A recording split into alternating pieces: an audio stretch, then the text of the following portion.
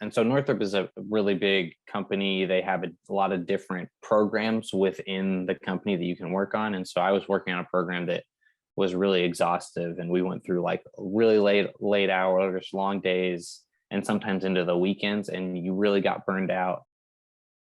I felt like I was in a role where my learning had plateaued. I was still getting to work on really cool aircraft, but it ended up being solving a lot of the same problems over and over again. And I was really looking to branch out and to do something like completely different, really stretch my boundaries. At where I was at Northrop Grumman, it was hard to get a promotion and move up a level. And like it basically there, once you got to a certain level, it's very hard to get to the next one because there's so many different people in the way they have their system. It's just, it gets into like a little bottleneck that you get stuck in. And how do you tell yourself, no, I know how things run, I have, give yourself that confidence a little bit. That's a unique aspect of the job that I'm in now, which is fun, a little nervy at times because, you haven't had that experience, but it's something that I'm happy to get into because, for me, I have certain ideas, and it's nice to be in an area where those ideas might actually transform into something tangible. The parts of the projects that I enjoyed the most were talking to patients during that initial needs finding part of engineering projects and kind of hearing about their daily challenges and how we could help come up with solutions together that worked for them. And I think that even though I was doing that in an engineering context, the heart of that kind of work for me really was the medicine of it. And so I ended up transitioning over to going into medicine, and now I do that kind of work every day. I'm still very interested in engineering, and I'm actually about to take a research year soon to work on some of my medical technology interests. But I'm really interested in being a doctor first and foremost, and using my engineering background to kind of supplement that. When I graduated with civil engineering, the goal was just to get a job, and that's what I wanted to be, an engineer. I had always been very interested in the law and law school in general.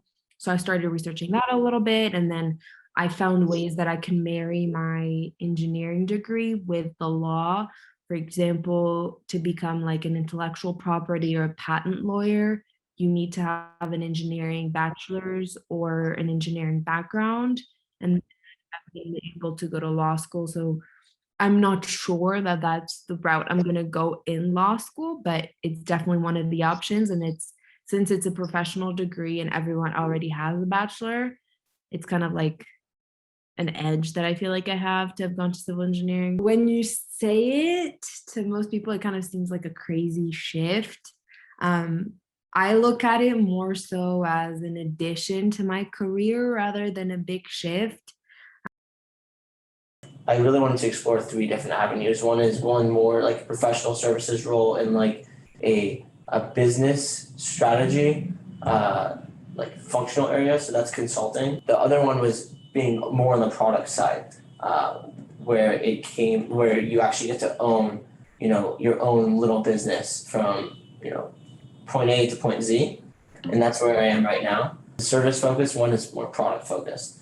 And then the third one is more, in the financial markets, which I haven't really experienced, but I do that on my own time. So like I kind of know what that role looks like. So I hadn't really gotten the product experience yet. So I really wanted to develop professionally there to understand, whether I wanted to, focus my long-term professional trajectory on building businesses or, building clients and client bases. Because that's really the difference between a service and a business-focused job.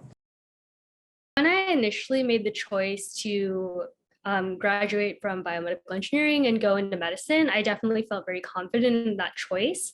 I think there were a few times in med school where I felt less confident that this was the right choice for me. I think once I hit my 3rd rotation, which was internal medicine, I started to go in every day and be really excited about going in, even though I was also really exhausted because internal medicine is the only rotation where you work weekends here. So I remember being super tired, but like really excited to go in and just really intellectually stimulated in terms of seeing a lot of really complex patients, really loving the people that I was working with and being able to converse with them just like really easily.